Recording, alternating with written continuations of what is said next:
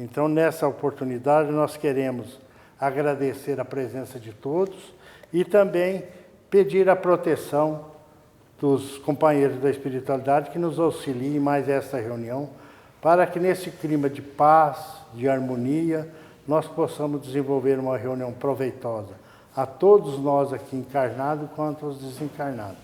Que as lições aqui possam calar fundo em nossa alma e, observando os ensinamentos de Jesus, nós podemos colocá-los em prática, na certeza de que isto será observado, a leitura e, aliás, o estudo da noite. E nós vamos passar de imediato a palestra ao Paulo Hernandes, que eles preparou o estudo com muito carinho para todos nós. Então vamos, fica à vontade. Depois, se você quiser, alguém não conhece a sua menina, fala alguma coisa dela no final da reunião. Bem.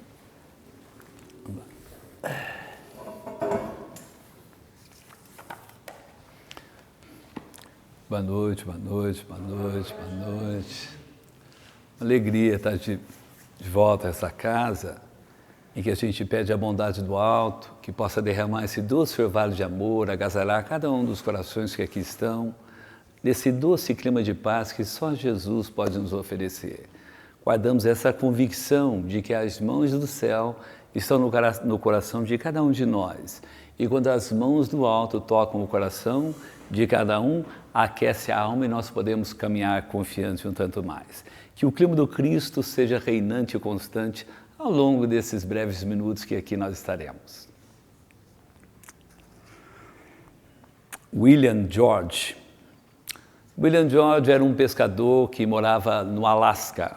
O Alasca fica bem ao norte ali do Canadá e ele vivia pescando. Ele tinha muito gosto em pescar e, além de pescar, ele consumia o próprio peixe como alimento e vendia também esse peixe. E a vida dele seguia, tinha sua família, ele trabalhava dessa forma, dessa maneira, até que um dia ele chegou para o filho dele e teve uma conversa, talvez por um recado, uma inspiração do alto. Ele chamou o filho dele, que era casado, ele disse para o filho dele: meu filho, eu vou partir para o mundo espiritual, mas eu vou voltar. Eu vou voltar como filho de vocês. E o filho e a filha e a nora dele ficaram curiosos, como pode o papai falar uma coisa dessa?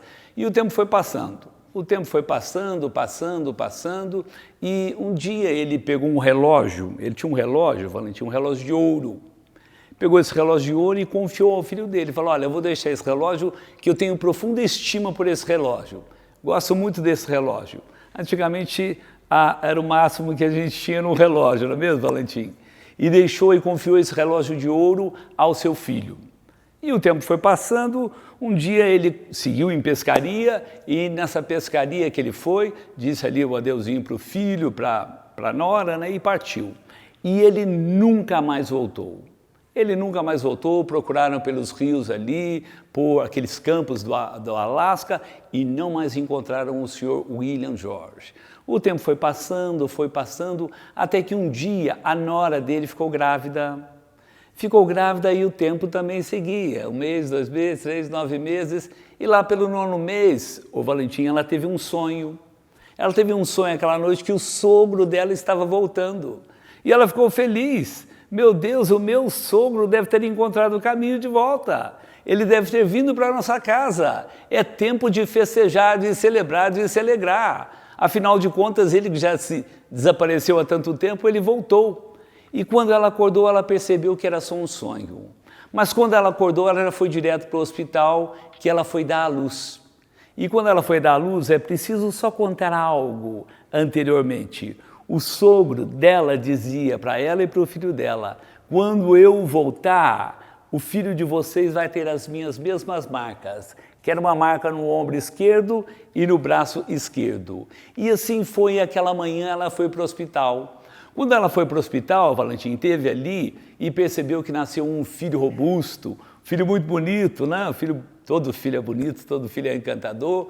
E ela, quando abraçou o filho, estreitou bem próximo ao coração, porque é assim, a mamãe estreita o filho ao próximo ao coração, não só para aquecê-lo, mas consolá-lo, confortá-lo e endereçar o amor que de mamãe é puro.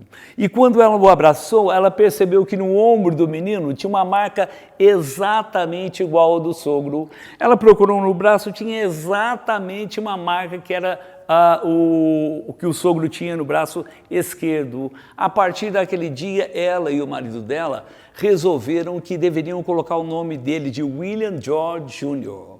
E assim foi. O menino foi crescendo, crescendo, crescendo, ali 3 anos, 4 anos, e eles perceberam que a personalidade, o temperamento do menino era exatamente igual ao do sogro. Às vezes guardava aquela impaciência, aquela irritação, mas era um menino que dava conselhos, já jovenzinho dava ali aqueles conselhos a esse, aquele igualzinho ao papai. E a vida continuava e a vida seguia. Até que um dia, o Valentim, aquela senhora, a mãe dele, estava mexendo numas gavetas da casa dela. Quando ela puxou uma das gavetas, ela percebeu que havia um relógio. E quando ela pegou um relógio, era o relógio de ouro. Era o relógio de ouro do sogro dela. Quando ela olhou para admirar o relógio de ouro, o menino saiu correndo da cadeira, veio até a mão dela, pegou e disse: "Este relógio é meu, esse relógio me pertence." Era mais uma evidência de que havia acontecido uma reencarnação. Era a reencarnação do sogro, como ele mesmo havia prometido que voltaria, ele voltou. Mas por quê que nós voltamos na mesma família ou às vezes não voltamos na mesma família? Está ali no livro no Evangelho que a reencarnação fortalece os laços de família. Ele não enfraquece, ele não modifica, ele fortalece. E nós temos uma prioridade quando nós viemos à Terra. Alguém pode dizer: para que nós viemos à Terra? Para que nós reencarnamos? Nós reencarnamos para conquistar 2 valores: a sabedoria e a iluminação. A sabedoria, quando alcança o nosso coração, ela nos dá uma compreensão tanto mais acentuada da vida. E quando nós temos uma compreensão mais acentuada da vida, a gente aceita, a gente compreende, a resignação passa a ser uma realidade do nosso coração e nós não sofremos tanto. Além da sabedoria, a gente vem para iluminar o espírito. E quando nós iluminamos o espírito com os nossos valores morais, com os nossos sentimentos, a nossa aura, ela entra em comunhão com a aura de Deus, com a aura de Jesus, com a aura do alto, e nós vivemos esse clima de paz, esse clima de fraternidade, esse clima de doçura, esse clima de bondade. Então, nós viemos à Terra para conquistar a sabedoria e iluminar o espírito. Esse é o projeto maior. E nós viemos quase sempre, eu não posso dizer assim, mas muitas vezes nós voltamos na mesma família. Aquele grupo afetivo, aquele grupo que nós temos carinho, aquele grupo que nós temos amor. Eu tenho uma convicção, tenho certeza que eu vou partir como todos vocês vão partir daqui 50, 60, 70 anos. Vocês vão partir e eu vou voltar para os braços da minha mamãe, sabia? Minha mamãe, ela vai me abraçar porque ela me ama. Meu papai vai me abraçar porque ele guarda profundo afeto pelo meu coração. Então eu não vou distanciar desses amores que já partiram. Eles estão lá, mas vão ficar comigo. Então nós reencarnamos junto daquelas pessoas e nós vamos fortalecer ainda mais os nossos laços, nós vamos amar ainda mais aquelas pessoas que estão do nosso lado. Então nós voltamos para iluminar o nosso coração, iluminar a nossa alma, para buscar a sabedoria, como está no Evangelho. O Evangelho diz dessa forma. E nós voltamos também quando nós voltamos, às vezes nós voltamos porque nós tivemos alguns enganos no passado, Valentim. É possível que eu tenha lesado, prejudicado, ferido, maltratado, que eu tenha tido uma atitude menos feliz, uma atitude lamentável com relação àquela pessoa e eu sou alcançado pela culpa. E a culpa amarga, dói, ela queima o espírito e nós voltamos de qualquer forma para reharmonizar, reequilibrar aquela ordem que nós perturbamos. Aquela ordem é a ordem divina, é a harmonia celeste. E quando nós perturbamos uma harmonia celeste, Deus, no seu infinito amor, cria as circunstâncias mais diversas para que a gente possa reparar, ressarcir, reequilibrar e devolver para o nosso coração a paz. Se nós fizermos assim, o nosso clima da alma ele vai melhorar. ele vai se equilibrar e a nossa ligação com as pessoas da família vai ser ligação de amor e não vai ser ligação de ódio. Mas é possível também que possa ter alguma ligação de ódio, porque há algumas famílias que reclamam, nossa, mas esse menino é a ovelha negra. Hoje não fala mais assim, né? Mas antigamente falava, viu, Valentim? Ele é a ovelha negra da família. A ovelha negra era aquele menino rebelde que fazia tudo que o papai e a mamãe não queria, era muito arteiro. Como dizia lá a minha mamãe, a minha vovó, esse menino é muito arteiro, ele só agride, ele só fere e tal. É possível que ele seja um coração que ainda não conquistou os valores que vocês conseguiram. E eles vieram nos jardins do coração de vocês para colher as flores da paciência, da compreensão, da humildade, do amor, da generosidade, para se enriquecer e caminhar com aquele grupo para se aproximar um tanto mais de Deus. Assim deve ser e assim precisa ser. Então aquele que vem, que muito ama, é que já colheu ali da nossa proximidade aquilo que nós temos de melhor, aquilo que nós temos de bom. Então é por isso que nós fortalecemos os laços com a reencarnação, amando e servindo um tanto mais. Eu não sei se eu disse aqui, às vezes eu conto uma história, talvez eu possa contar de novo, então peço que vocês até me perdoem, mas é só que faz parte aqui da leitura. Havia uma senhora que ela fazia palestras, só que ela fazia palestras em presídios.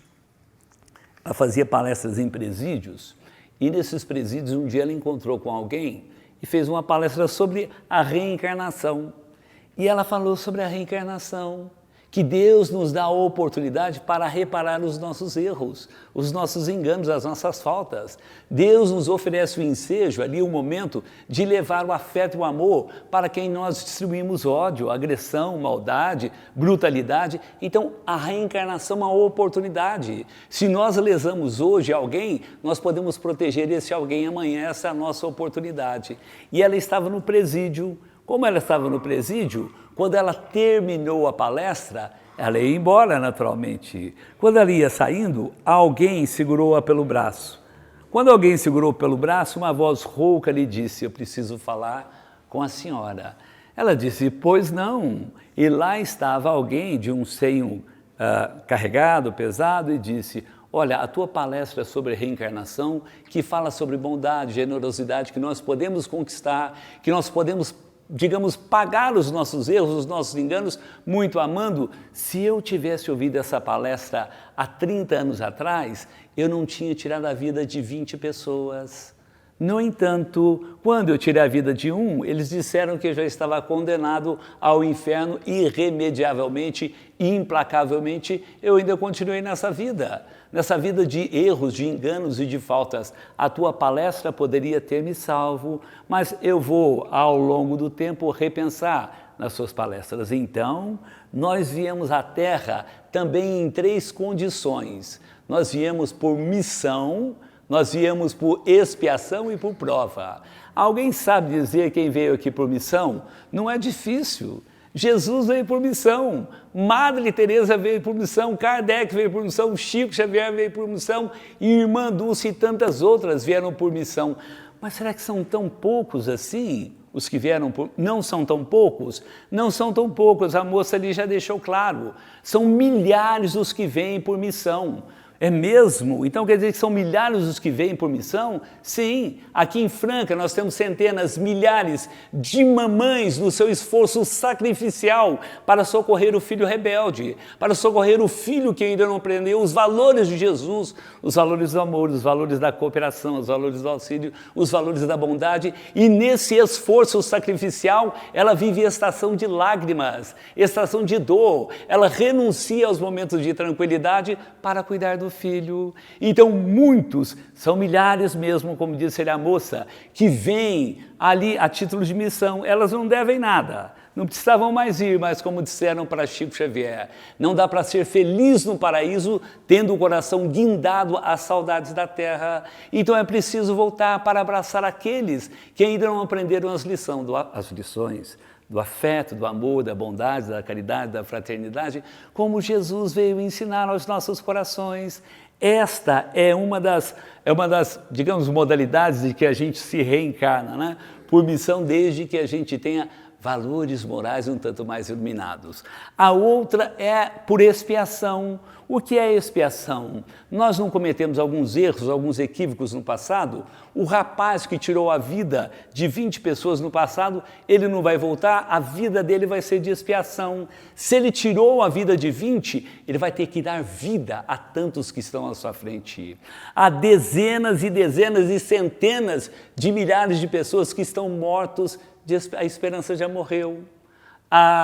O negativismo dominou de tal forma aquele coração que ele fica grudado à sarjeta da desesperança. Então nós temos que reavivar, nós temos que reviver estes corações, dando ânimo, coragem, fé, e isto é possível. Então esta é a oportunidade que Deus dá ao nosso coração, que erramos, que cometemos equívocos, que cometemos falta no passado, para trabalhar e harmonizar ali o nosso erro, a nossa onda com Deus, para que a paz possa ser a realidade dos nossos corações. E a terceira etapa, a terceira condição de que nós viemos à Terra é a de prova. Essa de prova todos nós não, vocês, muitos aqui estão em missão, tal, mas eu tenho certeza que eu estou na de expiação e de provas. E de provas, Valentim, eu tenho sempre pedido para Deus. Eu falo com Deus, porque eu desperto com a cantilena da prece, eu me recolho com a canção da oração, eu passo o dia suplicando a bondade do alto para que a melodia divina possa alcançar o meu coração e trazer o benefício para que eu não se esqueça do legado do Cristo e tentar vivenciá-lo e vivê-lo. Então eu estou vivendo um mundo de provas. E todos os dias na canção da oração eu falo com Deus, eu falo com Jesus, eu falo com Maria Santíssima e peço, Mãe Santíssima, Senhor Jesus, robusteça, fortaleça a minha fé para que eu possa superar os revés, as adversidades, os dramas, os problemas, aceitar isso, aquilo, compreender dessa forma para não sofrer tanto. E eu peço todos os dias para Deus, para Jesus me fortalecer a minha fé.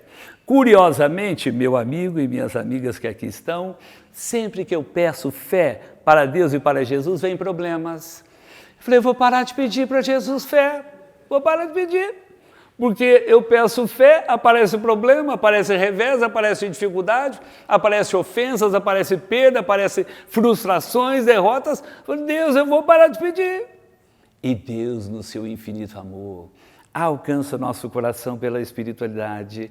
E a espiritualidade vem falar a cada um de nós que essas dificuldades, esses reveses, são os nossos mestres para crescer, são os nossos professores para guardar essas virtudes no coração, e aí sim nós teremos força para caminhar um tanto mais. Então é dessa forma, quando nós pedirmos fé, é possível que surja alguma dificuldade para que a gente exercite um momento de robustecer e fortalecer a fé de que todos nós precisamos. Nós precisamos de fé. Se a fé for um pouquinho mais agigantada, a reencarnação pede isso ao nosso coração. Nós vamos compreender os reveses, nós vamos entender as dificuldades, e a aceitação, o alívio e a paz, ela passa a ser uma realidade mais palpável, uma realidade que pode sim acontecer e deixar aquele doce clima de paz nos nossos corações, para que a gente possa caminhar sempre mais, um tanto mais e um pouco mais. Só lembrando que eu já havia dito, né, que muitos corações confiados à nossa família, às vezes filhos mesmos, rebeldes, eles foram confiados por Deus ao nosso coração para que eles pudessem colher nos jardins do coração de vocês as experiências e as flores da humildade, da bondade, da generosidade, do amor. Eles precisam disso. E pode ser que são os nossos filhos de outra encarnação que ele ainda não aderiu ao projeto do Cristo. Então esta é a oportunidade dele aderir ao projeto do Cristo, copiando o que você tem de melhor no coração. Mas alguém pode dizer, mas lá no Centro Espírita falaram que ele não tem nada a ver com você. Se ele não tem nada a ver com você, não é da sua família, nunca esteve ao seu lado, então ele foi confiado e endereçado por Deus ao teu coração para que tu possas ofertar a um filho de Deus aquilo que ele precisa para aproximar-se do céu. O céu da paz, o céu da serenidade, o céu do amor, o céu de Deus. Essa é a nossa oportunidade e nós não vamos ter escolha, aquele filho é assim, aquele filho é desse jeito. Nós vamos amar todos, sabe, Valentim, com muito afeto, com muito carinho, ofertando e oferecendo aquilo de que eles precisam, de que eles necessitam. Faça isso e a paz começa a se instalar em casa. Quando nós formos esbravejar na intimidade do lar, porque o filho quebrou uma xícara, porque é assim. Antigamente tinha isso, quebrou uma xícara, o mundo já acabava. Não. Dá uma gargalhada e aquilo já passou. Hoje uma xícara é tão barata, viu, Valentim? Não é tão cara assim, não. Copo também é barato, então se quebrar não tem importância. Sujou a roupa, hoje tem máquina de lavar roupa. Vocês não lembram, mas antigamente existia o tanque, era uma madeira, e que as nossas mamães, não sei se o Valentim lembra disso, batia a roupa, ela tinha o batedouro lá, tinha coaral também, tinha o varal, tinha tudo isso. Hoje é tudo mais fácil. Então nós vamos compreender, antes de ferir o nosso filho, o nosso irmão, o nosso amigo, porque teve essa ou aquela atitude, nós vamos compreender. Dia desses, uma mulher me ligou. Essa mulher me ligou e ela dizia mais ou menos assim: olha, eu preciso de uma carta psicografada da minha mãe. Eu falei, é mesmo? É um pouquinho difícil, assim, não é tão simples uma carta psicografada. Ela depende de vários fatores, ela depende do médium, depende do como está o espírito, se ele tem essa possibilidade, porque às vezes ele pode até entrar em choque com ele no mundo espiritual, né? E sofrer um tanto mais. Então, as condições são diversas, então tem muitos fatores para a gente pensar. E ela disse, não, eu preciso dessa carta já. Eu sou uma advogada da República e o senhor, de alguma forma, precisa me trazer essa carta, porque minha mãe partiu, eu preciso ouvir dela o que ela pode falar de mim, porque nós temos diversas possibilidades. O meu marido, enquanto vivo, era um homem de condições financeiras muito favoráveis, viajamos muito, escolhemos não ter filhos para conhecer ali a Europa, para conhecer todo mundo, né?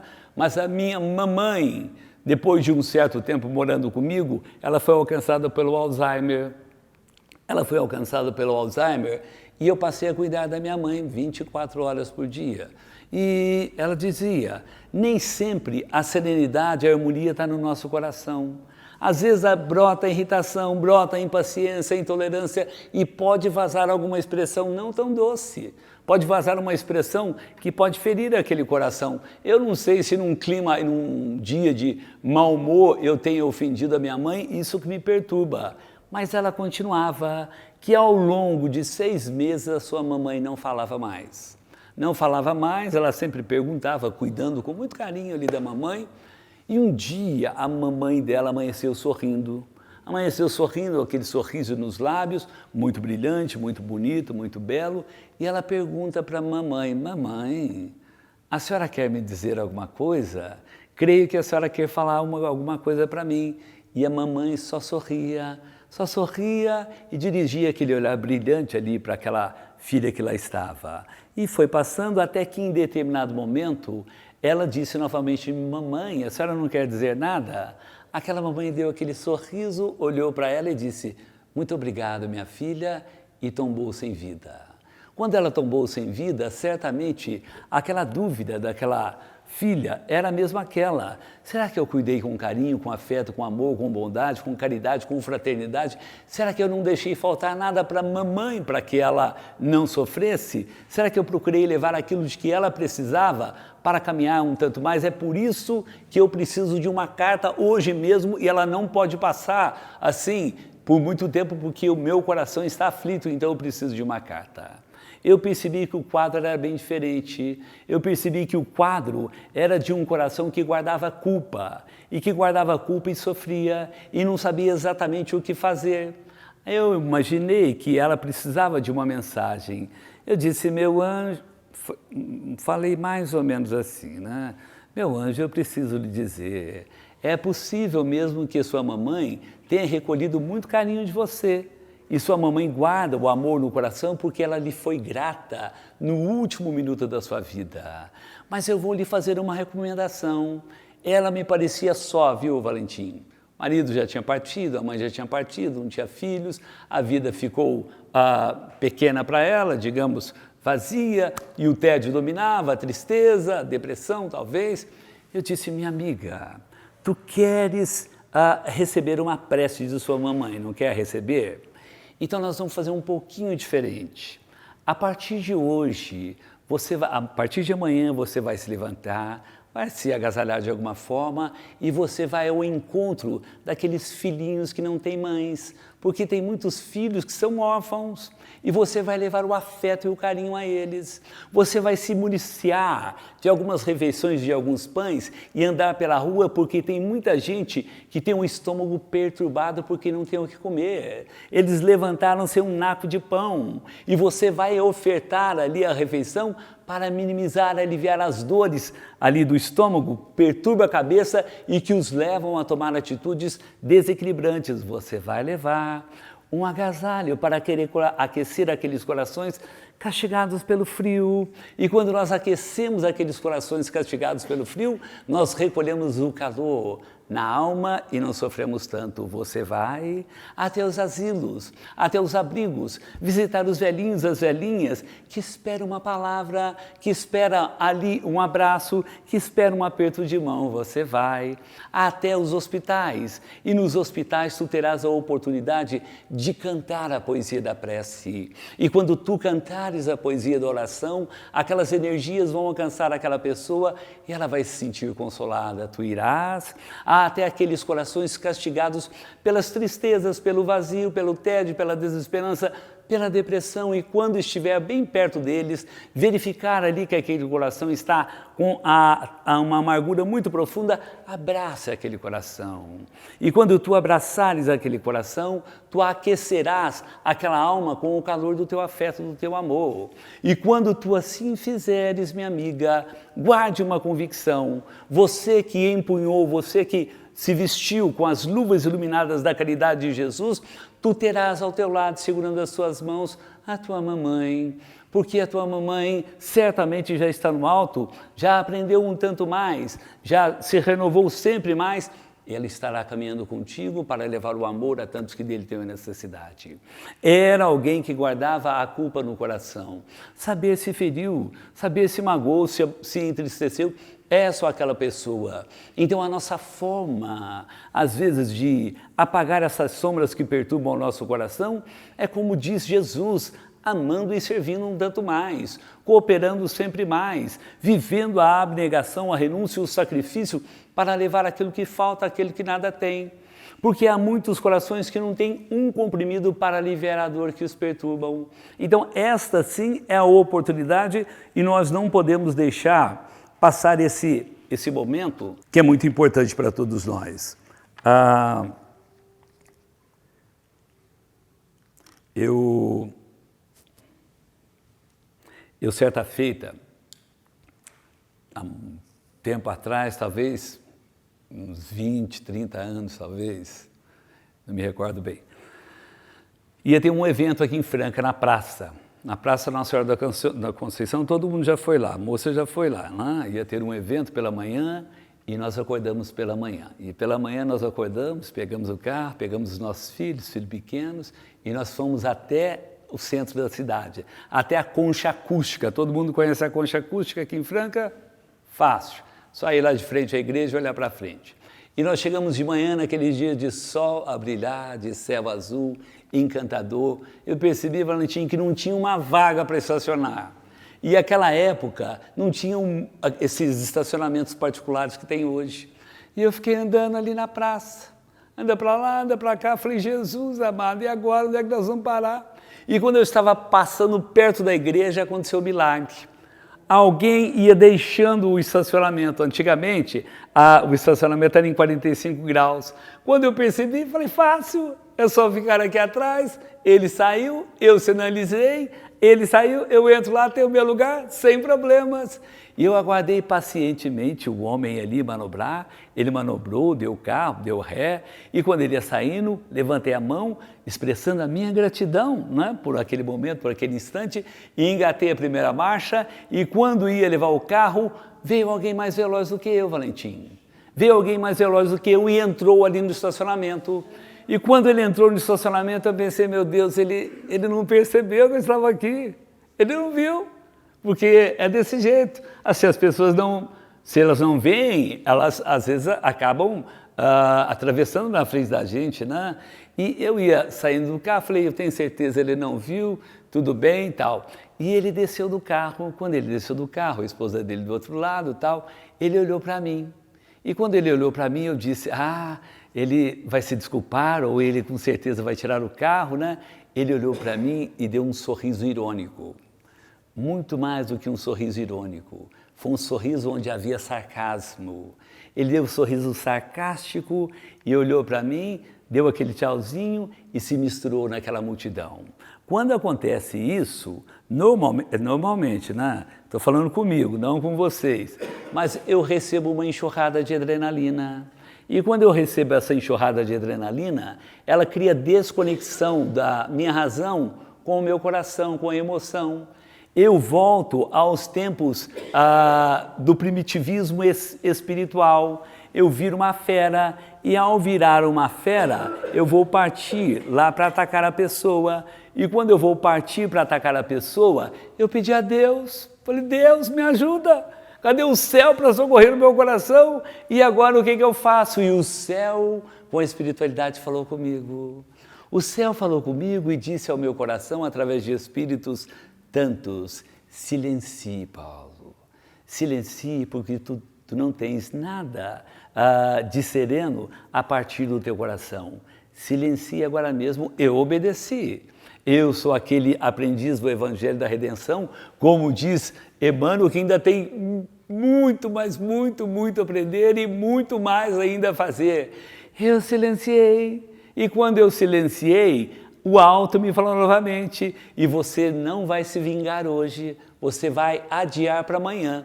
Amanhã você vinga, amanhã você tem a desforra, tem a revanche, tudo bem. Eu vi o carro, a cor do carro, a placa do carro, então fica para amanhã, porque o alto falou para mim desse jeito. Eu desci do carro, em silêncio, fui até o evento, e no evento eu comecei a perceber uma coisa, o Valentim, amigo que aí está. Eu comecei a perceber que o alto começava a diluir as sombras que dominavam o meu coração. O alto começava a diluir aquele campo sombrio que me perturbava a alma, que me fazia sofrer. E quando eu estava voltando para casa, eu já dava até gargalhada com relação àquilo que o rapaz havia feito. Eu já não sofria mais, eu já não padecia mais. Então, quando acontecer tal evento, a nossa atitude deve ser uma atitude cristã. Porque se eu tivesse, o Valentim, explodido, agredido, ferido, entrado ali de uma forma truculenta a brigar com a pessoa, ia acontecer algo que não é interessante para a reencarnação dos meus filhos e da própria minha, e da minha própria. Os meus filhos, eles iam copiar, eles iam colar aquela atitude. André Luiz deixa bem claro para aqueles papais que vieram à Terra que os nossos filhos, eles vêm para colar, para copiar a nossa aura, a nossa onda mental. Eles vão ter uma onda mental bem parecida com a nossa, porque todo dia ele está. Imagina o meu filho copiar uma onda mental de agressividade, de maldade. Então, há que vigiar. Jesus não disse assim? Vigie a tua casa mental, vigie o teu coração, vigie as palavras que vão escapar ali da tua boca, porque elas vêm magnetizadas, impregnadas, às vezes, daquilo que mancha o teu coração ou que ilumina a tua alma. Se eu estiver enraivecido, vai sair sombras e eu vou ferir, e o meu filho vai copiar, e a reencarnação, ele pode aprender aquilo que não é bom. Então, diz o Dr. David Bohm, o Dr. Stuart Wolff, eles comentam que muitos de nós, quando temos essas expressões de ódio, de ira, o nosso cérebro, o nosso corpo, ele produz o que ele chama de elétron. Nós vamos mudar um pouquinho. o nosso corpo produz sombras. E estas sombras, elas viajam por todo o nosso corpo. Elas encharcam, intoxicam o nosso corpo, cada célula, e vão deixar ali o desarranjo. Ali traz prejuízo para o nosso sistema imunológico, nós ficamos doentes, mas com uma facilidade. Então, ficar enraivecido, enfurecido, agressivo, maldade, ela não nos ajuda em termos de saúde, em termos de paz, em termos de serenidade. Porque ele diz que aquele que aprende a servir, que aquele que aprende a perdoar, aquele que aprende a amar, ele gera fótons. Nós vamos também mudar um pouquinho. Ele gera luzes, ele ilumina todo o corpo. E quando nós iluminamos todo o nosso corpo, cada célula fica iluminada com o recurso de que nós vibramos. Se o recurso é de amor, a minha célula vai estar iluminada por esse magnetismo chamado amor puro. Então é preciso verificar o que nós estamos vibrando. Será que eu estou vibrando amor? Será que eu estou vibrando bondade, generosidade, paz? Ou eu estou vibrando aquelas expressões menos felizes de agressão, de maldade, de crueldade? E isso pode trazer um prejuízo muito, muito, muito grande para o meu coração. Então nós temos que ver aquilo que nós estamos vibrando para saber como nós vamos continuar trabalhando. Então, quer dizer que nós temos que procurar cooperar com aquele que passa. Assim disse Jesus. Jesus não disse para a gente fazer ao próximo aquilo que nós gostaríamos que o próximo fizesse a nós mesmos. Jesus não disse para a gente estender a mão e levar ali um naco de pão, um pão para aquele que sofre, padece, o agasalho, cooperar com alguma palavra, com uma prece, seja ela qual for. Essa é uma recomendação celeste de Jesus. O alto recomenda isso ao meu coração. Será que eu tomei essa atitude? Será que essa é a proposta do meu coração? Eu faço parte de um grupo. A gente vai muito em hospital, sabe? Vai em hospital, tal. A gente vai muito em várias casas, tal. E um dia no hospital eles me disseram, olha, aquela senhora, ela está passando por um momento muito amargo, muito difícil. A enfermidade é grave, é amarga, o marido já não tem emprego, o filho está com problema, todos os problemas. E nós temos um grupo que a gente sai aos domingos e a gente vai em várias casas para levar ali o mínimo de um recurso para aliviar, o mínimo de recurso para atenuar as dificuldades daquele que sofre, daquele que padece, uma palavra, uma oração. Essa é a oportunidade que a gente tem aos domingos. E o grupo passou a visitar essa senhora com aquela enfermidade difícil, amarga, e o grupo passou a levar ali os recursos para atenuar um pouquinho o problema daquela senhora. E esse pessoal foi ali umas 3, 4 vezes, eles vão de 15 em 15 dias, porque tem outros lugares, né? Na verdade é toda semana.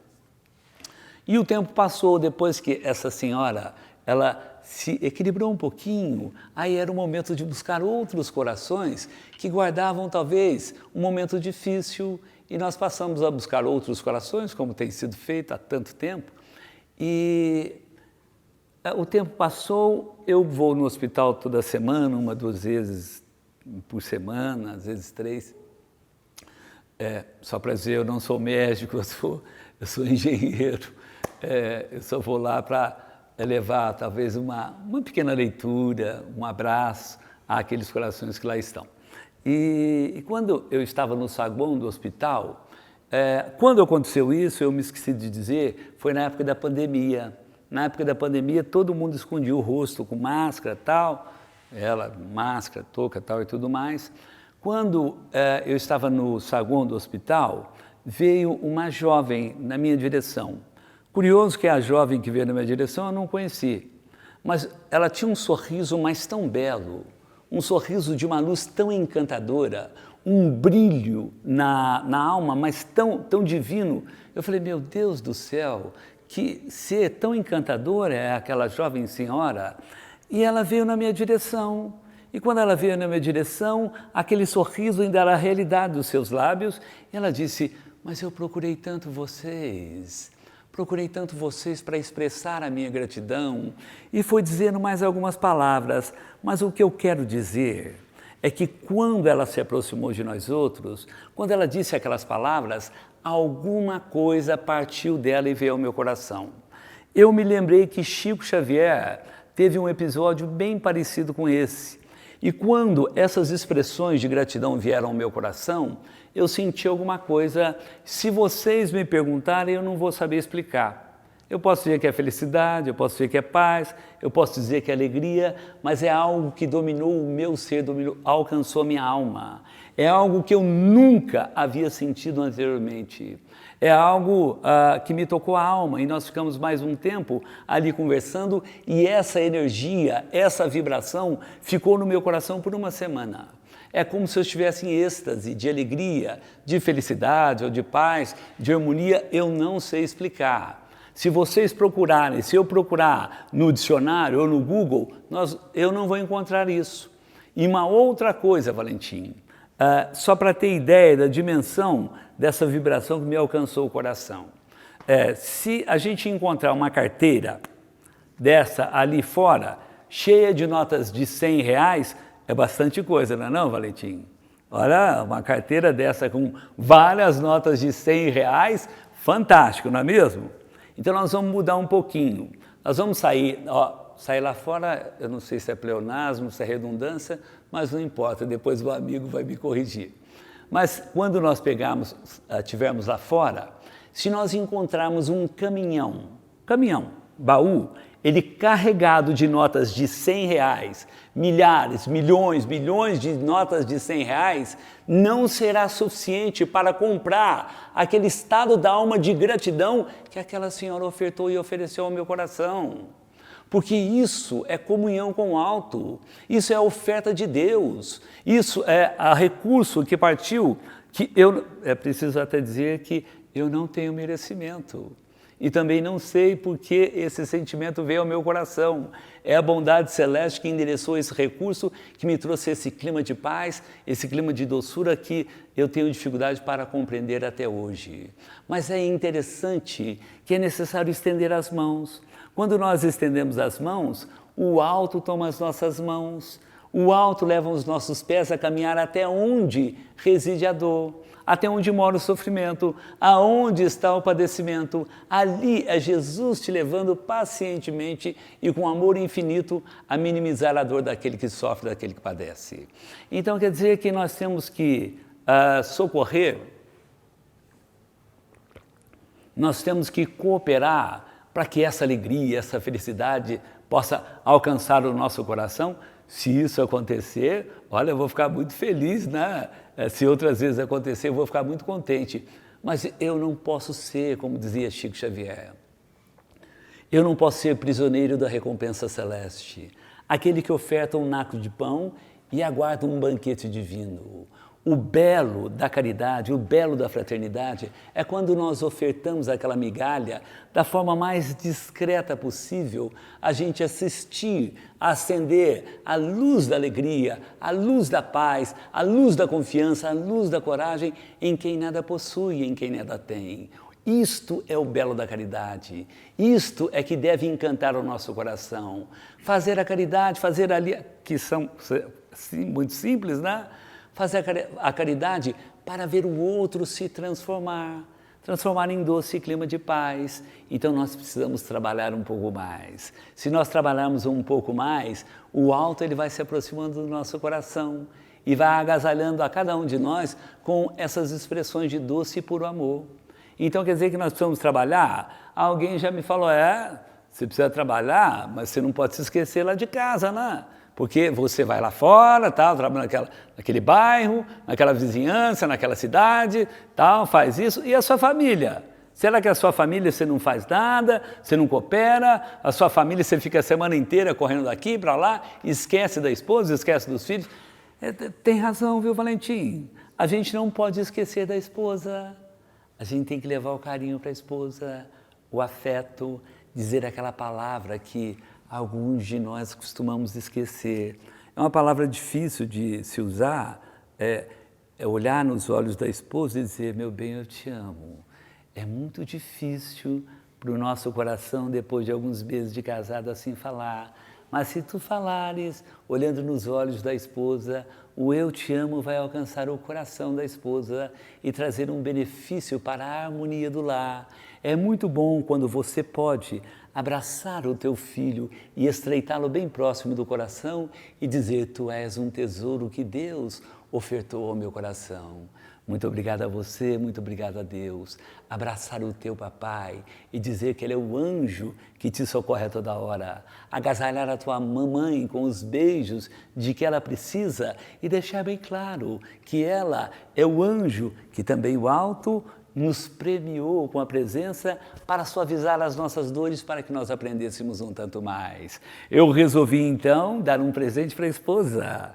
Eu resolvi dar uma viagem internacional. Seria uma viagem internacional. Nós iríamos para o Chile. Olha o encanto. Iria eu, minha esposa, minha filha, minha neta, nós iríamos para o Chile. O Chile para esquiar, neve e tal, como todo mundo fala, e nós fomos. E quando eu cheguei no Chile, aquele frio, eu já quase morri. Eu falei: meu Deus, não vai dar para fazer a palestra lá no Valentim. Eu vou desencarnar, eu só vou participar da reunião mediúnica lá, e não tem jeito. E eu comecei a pensar: e agora, como é que eu faço? E eu fui mais ou menos a uns 40 quilômetros de Santiago, num dos passeios que tem lá, e o frio era muito grande, era muito forte. Eu acho que eu tenho um problema com frio e tal. Eu falei para minha esposa: eu vou morrer. E minha esposa disse: é mesmo? Eu falei: vou morrer. E ela olhou para mim e disse: espere um minuto. E ela olhou numa placa que estava escrito chocolate quente. E ela comprou uma caneca de chocolate quente. E ela me trouxe o chocolate quente. Eu tomei o chocolate quente. Era como se aquecesse o meu corpo. Eu melhorei. Mas no dia seguinte tinha um tal de Vale Nevado para esquiar. Eu falei: nem pensar. Vocês vão, pode ir minha filha, minha neta, minha esposa, eu vou ficar aqui em Santiago mesmo. Mas você vai fazer o quê? Eu vou andar por Santiago. Eu posso andar, estou aquecido. E eles foram para o Vale Nevado, eu fui andar em Santiago. E comecei a andar ali por aquelas ruas tal, até que em determinado momento eu vi um prédio em construção. E quando eu vi esse prédio em construção, eu trabalho na engenharia, eu falei: puxa, quero até ver os processos que tem aqui no Chile, e eu percebi que tinha alguém cuidando ali da betoneira do lado, bem do lado ali. E eu parei para conversar com o jovem, e eu falei: eu vou estrear o meu portunhol. E eu comecei o meu portunhol. Coitado do rapaz, não entendeu nada, eu também não compreendia nada do que eu falava. Ele ficou naquela e eu fiquei na minha. Eu falava ele tal e coisa. E para minha surpresa, aquele rapaz começou a falar inglês. Ele começou a falar inglês. Eu falei: meu Deus do céu, caiu do céu. Eu lembrei do inglês que eu aprendi na 7ª série. Fácil! Então nós vamos falar inglês na 7ª série. E comecei a conversar com ele em inglês da 7ª série. E eu falava uma coisa, ele me respondia, e o diálogo era alguém que guardava uma humildade que eu não compreendia. Eu falava: mas que humildade tão bela, que serenidade tão grande, que sorriso tão nobre desse rapaz. E ele me disse que era um haitiano, que havia deixado o seu país por razões tantas que todo mundo já acompanhou, tal, e que ele estava ali a trabalhar. E aí nós começamos a falar sobre construção, isso, aquilo, tal, e o diálogo ia bem animador, e ele trabalhando, mas para não roubar muito tempo, eu disse a ele: olha, muito sucesso para você, que dê tudo certo para você, eu tenho que ir, né, e você vai trabalhar. Ele olhou para mim e os olhos dele brilharam e o sorriso dele foi muito sereno. Ele disse uma frase mais ou menos assim, depois vocês vão me ajudar. Ele disse com aquela serenidade e com aquela verdade da alma. Ele disse: God bless you. Quando ele disse God bless you, a moça lá já traduziu, é Deus te abençoe. Deus te abençoe, Deus te ampare, Deus te proteja. Eu olhei para ele e falei: God bless you too, Deus te abençoe também. Quase abracei o rapaz, percebendo que ele tinha humildade, que ele tinha bondade, que ele tinha desejo de que o melhor acontecesse ao meu coração. E eu voltei para casa, voltei lá para o apartamento, né? Nós estávamos no 10º andar. E depois, no outro dia, eu fui contar essa história. Mas antes de contar essa história, que eu me lembrava do haitiano dizendo God bless you, a minha esposa se levantou depois de algum tempo, né? A gente ficava naquele... Eu não sei bem falar o nome, é como se fosse um flat. Depois vocês, o amigo vai nos corrigir. Como? Tinha 10 andares, tal, era muito grande. E nós estávamos no 10º andar e eu falei, quando eu levantei, eu pensei, meu Deus, Valentim, eu paguei uma viagem internacional para minha esposa, ela nem me agradeceu, ela nem me abraçou, nem falou nada. Na hora de assim, ir lá comprar, tal, tudo bem, e de agradecer nada. Eu fiquei meio que triste, meio que diferente. E quando eu levantei aquele dia, ela olhou para mim, ela tinha um sorriso nos lábios, ela olhou e disse, eu tive um sonho encantador. Falei, vai falar do agradecimento. Puxei a cadeira, sentei ali à mesa e já fiquei esperando. Ela vai falar que sonhou que nós estávamos andando na neve, eu abraçava, eu agasalhava, eu falava palavras doces, nós tomávamos chocolate quente e ela iria dizer isto mesmo. Então, meu anjo pode dizer, ela olhou para mim e disse, eu sonhei com o Richard Gere. Eu falei, meu Deus do céu, mas que encanto! O Richard Gere é um homem muito feio, que fez uma linda mulher, a Julia Roberts até que é, vamos dizer, mais bonita, né? E eu fiquei tão diferente quando ela falou que sonhou com o Richard Gere, que eu peguei o telefone. Hoje tem divórcio por online, sabia?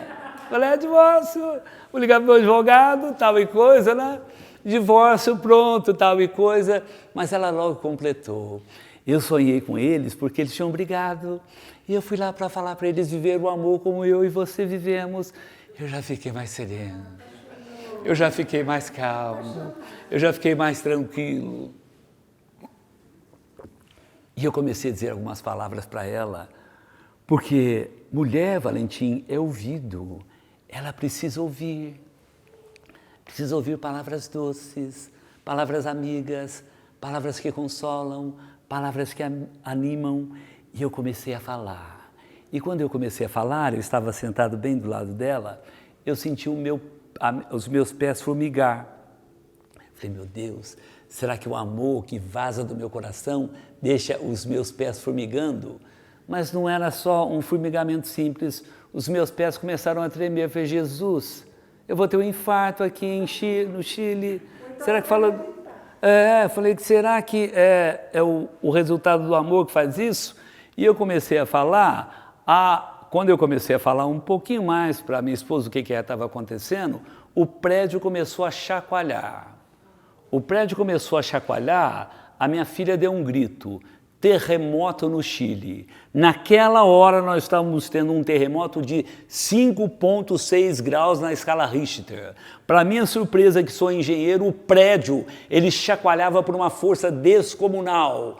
Eu olhei e disse, o prédio vai cair. Olhei as paredes para ver se encontrava ali algum colapso, alguma rachadura, alguma trinca, alguma coisa que pudesse evidenciar que o prédio iria desabar. E eles diziam o seguinte, olha, não pode descer escada, não pode descer elevador, tem que esperar cair então, para depois, né, ficar lá embaixo para ver o que é que sobra. Eu falei, meu Deus do céu, foram talvez aí uns 15 segundos, sei lá se isso, mas esses 15 segundos pareciam uma eternidade.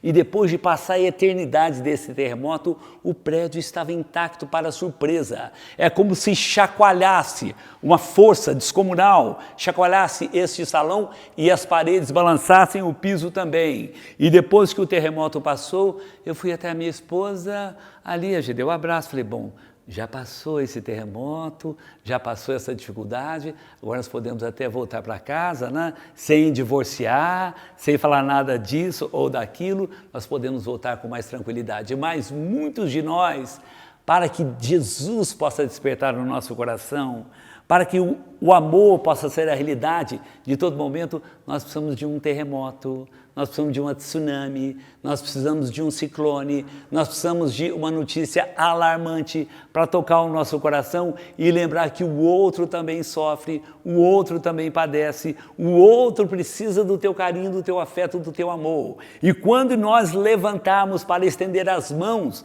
agasalhados por Jesus, o nosso abraço será de amor puro, porque vai vibrar do íntimo da nossa alma e do nosso ser aquilo que nós temos de melhor, de mais belo, associado em comunhão com Deus para levar o recurso àquele que padece da depressão, àquele que sofre pela falta de um naco de pão, àquele que precisa de um agasalho porque treme de frio, àquele que precisa de uma palavra porque vive na amargura ou na dificuldade, seja ela qual for. Então abrace aqueles que sofrem. E quando tu fizeres isso, lembre que as tuas mãos estarão iluminadas pelas mãos de Jesus, porque Jesus vai vestir as mãos deles nas tuas mãos e levar o amor puro a tantos que padecem, a tantos que sofrem. Lembra-te, os hospitais, ali os asilos, os abrigos, aqueles tombados nas sarjetas da desesperança, do desânimo, do pessimismo, do medo, aqueles que não têm um naco de pão sobre a mesa, aqueles que estão nas estações